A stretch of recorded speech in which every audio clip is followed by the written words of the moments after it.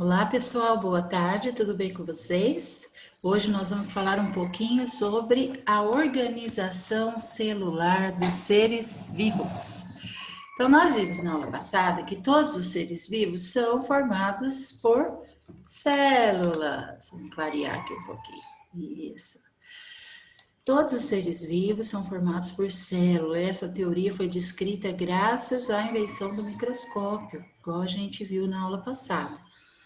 Os avanços da ciência após o desenvolvimento do microscópio eletrônico permitiram a observação de estruturas nas células que não eram visíveis com o microscópio óptico. Assim, foi possível constatar que, independentemente do organismo ou do tipo celular estudado, todas as células possuem três componentes básicos: a membrana plasmática, o citoplasma e o material genético, como estudaremos a seguir. Então, aqui nós temos, né, as figurinhas, os menininhos conversando. Cada parte das plantas é constituída por células com funções específicas. As células das folhas possuem organelas que permitem a realização da fotossíntese. Os animais possuem diversos tipos de células com funções específicas. O voo das aves, por exemplo, depende de uma musculatura bem desenvolvida na região peitoral do peito, onde estão ligados os músculos das asas. As bactérias são formadas por células únicas e mais simples. Então, todos os seres vivos são formados de células. Alguns são formados de uma célula só, por isso são chamados de unicelulares, e outros são formados de mais de uma célula, chamados assim de pluricelulares. O estudo sobre a organização interna das células mostraram que existem dois tipos de células: as procarióticas, no qual o material genético é livre no citoplasma, e as eucarióticas, que possuem um envoltório nuclear que protege o material genético. Procariontes. Os organismos formados por células procarióticas são chamados de procariontes, como as bactérias. Só as bactérias são procariontes. O que isso quer dizer? Que elas têm o material genético espalhado pelo citoplasma. São formados pelos componentes básicos das células, como membrana plasmática, citoplasma e material genético. E também possuem ribossomos, flagelos e parede celular, como representados na imagem seguinte. Suas células não apresentam núcleo nem estruturas membranosas. Ribossomos são pequenas organelas que possuem a função de fabricar proteínas presentes em todos os tipos de célula. A parede celular é uma estrutura rígida que está presente em todos os procariotos, conferindo proteção à célula. Entretanto, os flagelos são estruturas responsáveis pela locomoção.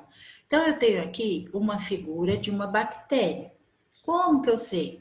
Porque o material genético está espalhado pelo citoplasma, é esse negocinho roxo. O material genético a gente chama de DNA e RNA. É ele que vai comandar tudo o que acontece na célula e é ele também que vai transmitir as características de um indivíduo para o outro. Então, eu tenho ali, ó, de amarelo a parede celular, de lilazinho a membrana plasmática, o flagelo, que parece uma cauda, o material genético de roxo e as bolinhas azuis são os ribossomos. As bactérias são organismos unicelulares, ou seja, formados por uma célula só, e procariótico, ou procarioto, ou procarionte, vários nomes para a mesma coisa. Ou seja, o material genético está espalhado pelo citoplasma. Nós já vamos falar o que é citoplasma, tá? E as células, os organismos eucariontes, formados por células eucarióticas, são chamados assim porque eles possuem uma membrana para revestir o material genético. Podem ser unicelulares, como algas e protozoários, ou multicelulares, como animais, vegetais e fungos. Todos os seres vivos, com exceção das bactérias, E das arqueobactérias são eucariontes. Então, só as bactérias aí são procariontes. Todos os outros são eucariontes. Ou seja, eles têm uma membraninha aí em volta do material genético. As células eucarióticas, além da membrana celular, material genético e citoplasma, como qualquer outra célula, apresentam material genético no interior de um núcleo organizado. Então, na célula procariótica, o material genético fica espalhado.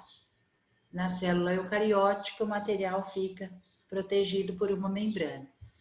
Diversas organelas membranosas, também chamadas de organoides ou orgânulos, no citoplasma. As células eucarióticas, animais e vegetais, podem apresentar diferenças entre si em relação ao tamanho e estrutura que apresentam. Então, nós somos seres eucarióticos, ou seja, as nossas células são eucariontes. Eucarióticas, elas têm uma membrana protegendo, envolvendo o núcleo. Aqui nós temos o desenho de uma célula animal e uma célula vegetal.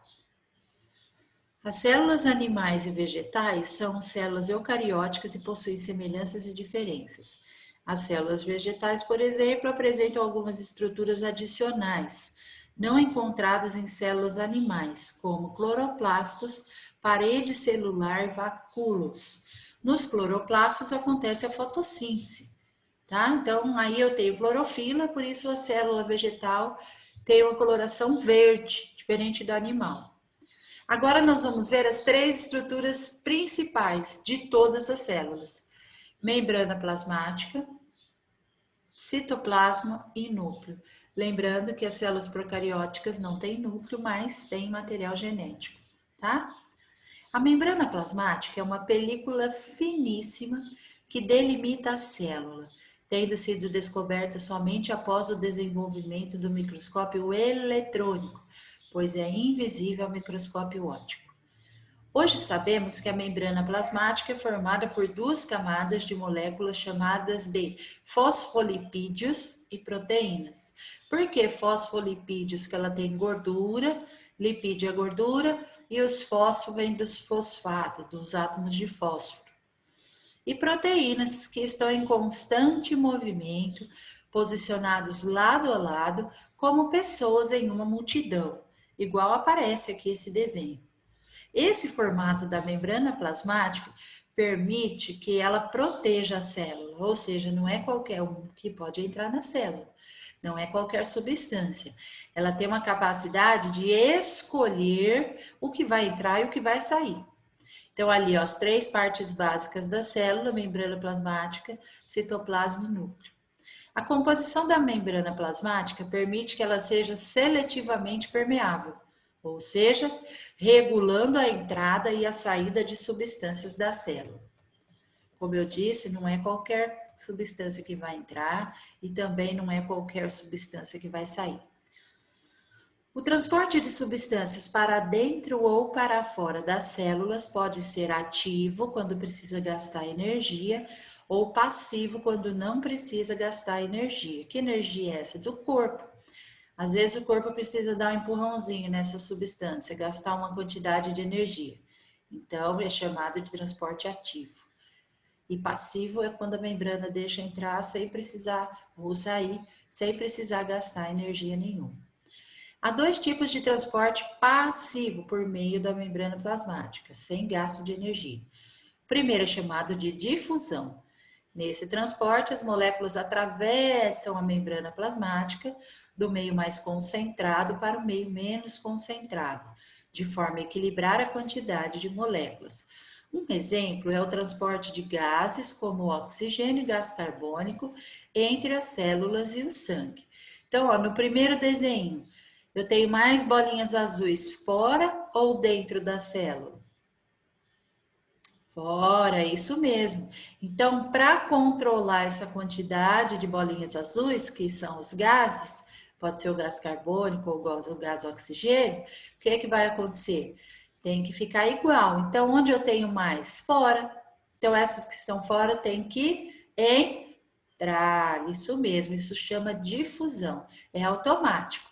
O inverso também ocorre. Se tivesse muito dentro e pouco fora, o que ia acontecer? Os gases de dentro iriam sair para controlar a quantidade, para igualar a quantidade. Isso chama difusão. Isso acontece com sais minerais, com gás carbônico, gás oxigênio.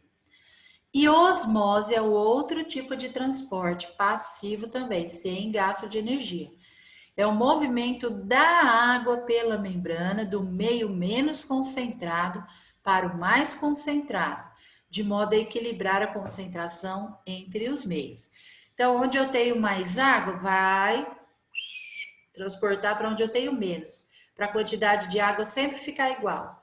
Se eu tiver menos água dentro, a água vai entrar de fora para dentro. Se eu tiver menos água fora, a água vai sair de dentro para fora. Isso chama osmose. Nós temos 3 situações aqui para representar a osmose. Faz de conta que essa bolinha vermelha é um glóbulo vermelho ou uma hemácia. É uma célula do sangue que transporta gases, oxigênio e gás carbônico. Quando a célula, a hemácia, está num meio isotônico, iso significa igual. Quer dizer que eu tenho a mesma quantidade de substâncias dentro e fora da célula. Então, a quantidade fica igual. E a célula fica bonitinha ali, ó, preenchidinha, né? Tá? No caso da água. Então, o azul é o soluto, é a substância, que vai ser um sal mineral, pode ser. E a flechinha amarela representa a entrada de água e a saída. No caso do primeiro desenho, aqui ó, do segundo desenho, isotônico, ó, eu tenho mais ou menos a mesma quantidade dentro e fora. Então, não acontece nada com a célula, tá? No meio isotônico, eu tenho mais substâncias, hipotônico, desculpa. No hipotônico, eu tenho mais substâncias dentro da célula e menos água, tá? E mais água fora e menos substâncias. O que acontece? A água entra e a célula vai inchando, inchando, inchando. Às vezes é perigoso até ela estourar e morrer. Então, no meio hipotônico, eu tenho mais água fora, menos substâncias fora. Ó, 2 bolinhas só. Eu tenho mais substâncias dentro e pouca água dentro. Então, a água entra e essa célula incha. No meio hipertônico, eu tenho pouca água fora, muita substância. E o que acontece? Eu tenho pouca substância dentro e muita água. A água sai para igualar a quantidade de substâncias e a célula murcha. Um exemplo conhecido, que a gente não sabe o que é isso, é quando a gente vai fazer um alface para salada. A gente tira o alface da geladeira, dá uma lavadinha, depois de um tempo eu tempero, põe lá um azeite, um óleo, o que acontece? Ela murcha, porque eu joguei sal em cima da alface. Aí o que acontece? Muito sal na alface, a água sai e ela murcha. E se eu pegar essa alface, dar uma lavadinha e pôr de molho na água de novo? Vai acontecer isso aqui, ó. Tá? Eu tirei o sal, ela vai encher de água de novo e vai ficar bonitinha pra gente comer outra vez. Certo? Isso é osmose.